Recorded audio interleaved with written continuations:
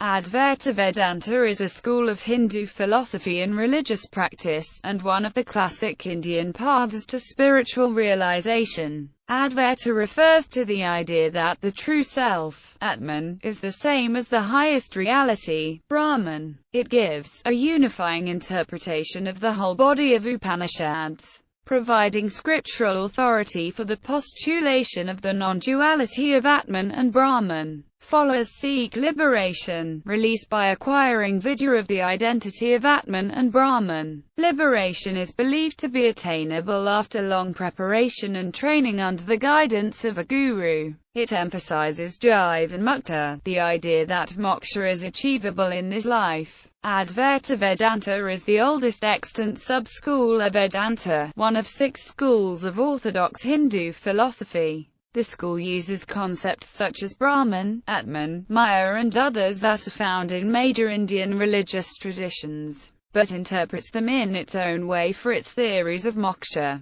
Advaita Vedanta traces its roots in the oldest Upanishads, with Badarayana's Brahma Sutra consolidating the central premises of this tradition. The principal, though not the first, exponent of the Advaita Vedanta interpretation was Adi Shankara in the 8th century, who systematized the works of preceding philosophers. Advaita Vedanta, like all Indian philosophies, developed in a multifaceted religious and philosophical landscape. In interaction with the other traditions of India such as Jainism and Buddhism. In its history, it influenced and was influenced by various traditions and texts of Hindu philosophies such as Samkhya, Yoga, Nyaya. Other sub-schools of Vedanta, Vaishnavism, Shaivism, the Puranas, the Agamas as well as social movements such as the Bhakti movement.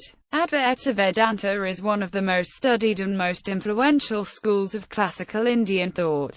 In modern times, due to developments already set in at medieval times with Hindu responses to Muslim rule, and further developed by Neo-Vedantins and Hindu nationalists in colonial times, Advaita Vedanta has acquired a broad acceptance in Indian culture and beyond as the paradigmatic example of Hindu spirituality. Many scholars describe it as a form of monism, some as non-dualism. Advaita Vedanta texts espouse a spectrum of views from idealism, including illusionism, to realist or nearly realist positions expressed in the early works of Sankara. Moksha, liberation through knowledge of Brahman. Traditional Advaita Vedanta centers around the study and what it believes to be correct understanding of the Sruti, revealed texts, especially the Upanishads. Correct understanding is believed to provide knowledge of the identity of Atman and Brahman, which results in liberation. The main texts to be studied are the Upanishads, Bhagavad Gita and Brahma Sutras.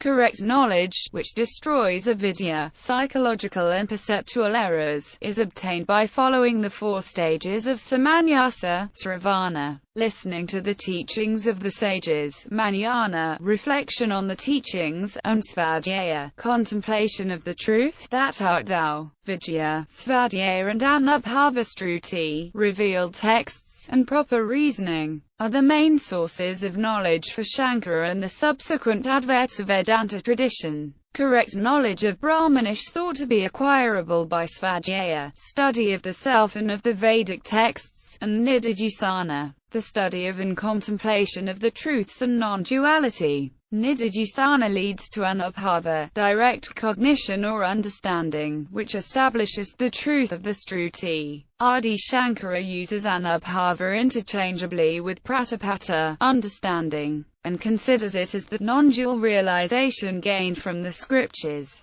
Dalal and others state that anubhava does not center around some sort of mystical experience, but around the correct knowledge of Brahman. Stressing the meaning of anubhava as knowledge, Saraswati states that liberation comes from knowledge, not from mere experience. Nikhilananda notes that Atman and Brahman can only be reached by Buddha, reason, stating that mysticism is a kind of intuitive knowledge, while Buddha is the highest means of attaining knowledge. Moksha, liberation. Correct knowledge of Brahman is thought to lead to liberation, by knowledge of the identity of Atman and Brahman. Knowledge of Brahman destroys Maya, the illusory appearances which cover the real Brahman. When Maya is removed, the truth of Brahma Satyam Jagan Mithya Jiva Brahma Eva Narapara is realized. Brahman is alone real. This world is unreal. The jiva or the individual soul is non-different from Brahman. Liberation can be achieved while living, and is called Jivan Mukta. Identity of Atman and Brahman. Moksha is attained by realizing the identity of Atman and Brahman, the complete understanding of one's real nature as Brahman in this life.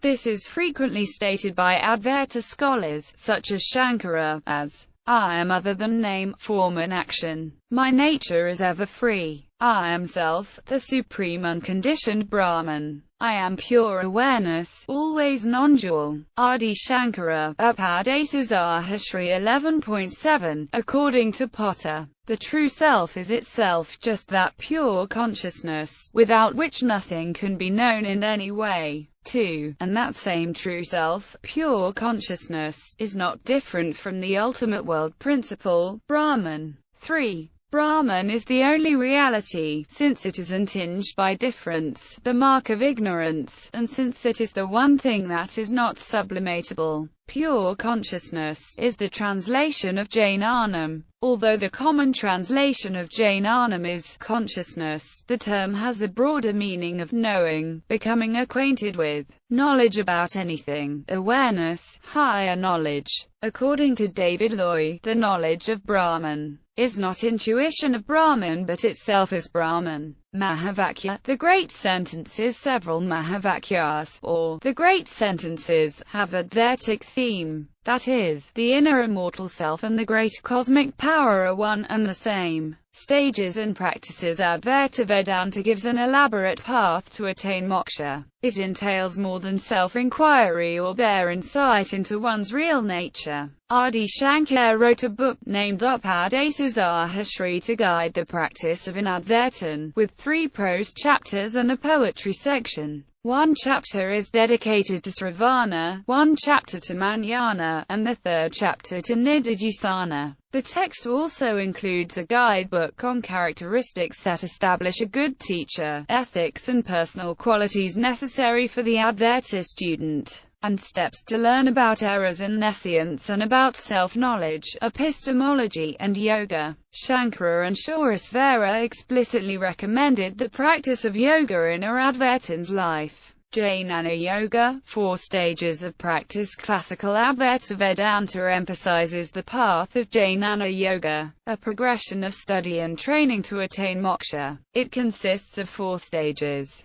Samanyasa or Sampatis, the fourfold discipline, cultivating the following 4 qualities. Nitya Nitya Vastu Viveka, the ability to correctly discriminate between the real and eternal and the substance that is apparently real, aging, changing and transitory. Ihamitratha Phala Bhoga Viraga, the renunciation of petty desires that distract the mind, willing to give up everything that is an obstacle to the pursuit of truth and self-knowledge. Amadi Sakkha Sampati, the 6-fold qualities, ama, dharma, apratitiksa, rada, samadhana, mumuksatva, a positive longing for freedom and wisdom, driven to the quest of knowledge and understanding. Sravana, listening to the teachings of the sages on the Upanishads and Advaita Vedanta, studying the Vedantic texts, such as the Brahma Sutras, and discussions with the teacher. Manana, the stage of reflection on the teachings.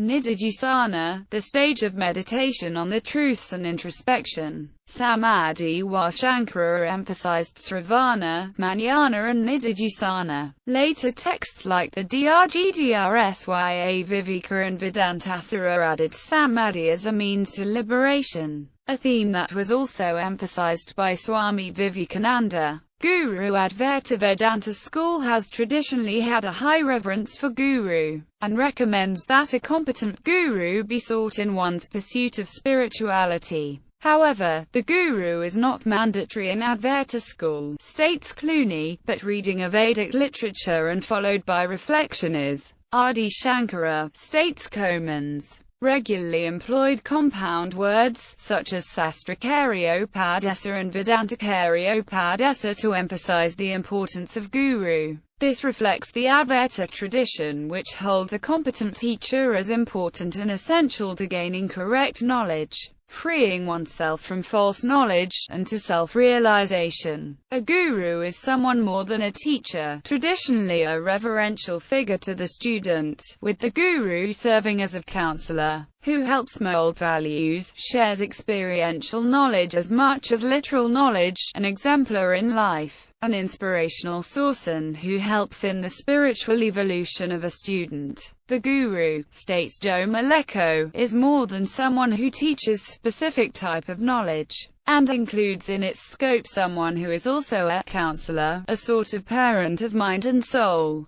who helps mold values and experiential knowledge as much as specific knowledge, an exemplar in life, an inspirational source and who reveals the meaning of life. The Advaita philosopher Adi Shankara, in Chapter 1 of Upadesasahasra, states that teacher is the pilot as the student walks in the journey of knowledge. He is the raft as the student rows. The text describes the need, role and characteristics of a teacher as follows. When the teacher finds from signs that knowledge has not been grasped or has been wrongly grasped by the student, he should remove the causes of non-comprehension in the student. This includes the student's past and present knowledge, want of previous knowledge of what constitutes subjects of discrimination and rules of reasoning, behavior such as unrestrained conduct and speech, courting popularity, vanity of his parentage, ethical flaws that are means contrary to those causes.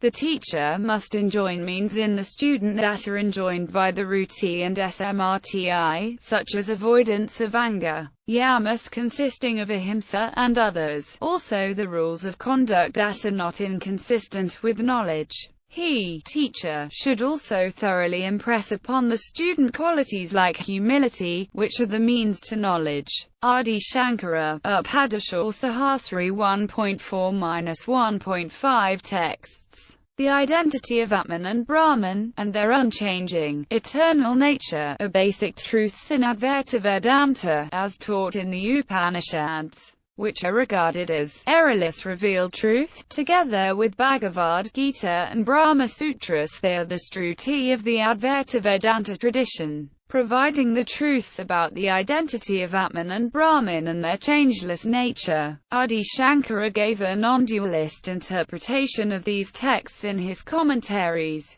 Adi Shankara's Bhashya have become central texts in the Advaita Vedanta philosophy, but are one among many ancient and medieval manuscripts available or accepted in this tradition. The subsequent Advaita tradition has further elaborated on these Shruti and commentaries. Textual authority. Advaita Vedanta, like all orthodox schools of Hindu philosophy, accepts as an epistemic premise that Ruti is a reliable source of knowledge. The Ruti includes the four Vedas, including its four layers of embedded texts, the Samhitas, the Brahmanas, the Aranyakas and the early Upanishads. Of these, the Upanishads are the most referred to texts in the Advaita school. Most scholars, states Elliot Deutsch, are quite convinced that the Ruti in general, and the philosophical texts that are Upanishads in particular, express a very rich diversity of ideas, with the early Upanishads such as Brihadaranyaka Upanishad and Chandogya Upanishad being more readily amenable to Advaita Vedanta schools' interpretation than the middle or later Upanishads.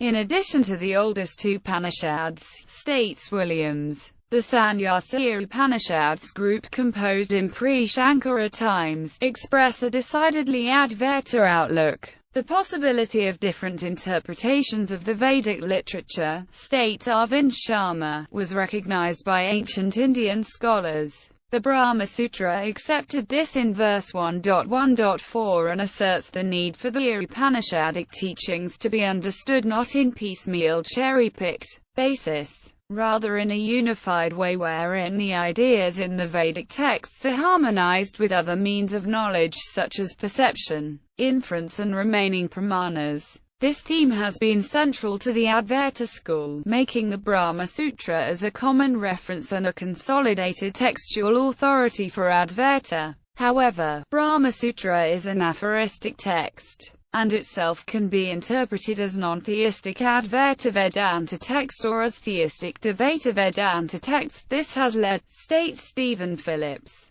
to its varying interpretations by various sub-schools of Vedanta. The Brahma Sutra is considered by the Advaita school as the Nyaya Prasthana. The Bhagavad Gita, similarly in parts can be interpreted to be a monist Advaita text, and in other parts is theistic Advaita text. It too has been widely studied by Advaita scholars, including a commentary by Adi Shankara. The Bhagavad Gita is considered as the Smriti Prasthana in Advaita school. Siddhi Granthas. Additionally, there are 4 Siddhi Granthas that are taught in the Advaita Parampara, after study of the Prasthana Traya. Brahma Siddhi by Mandana Mishra, Nishkama Siddhi by Shuraswara, Ijtihadi by V. Muktananda, Advaita Siddhi, written by Madhusudana Saraswati 1565–1665.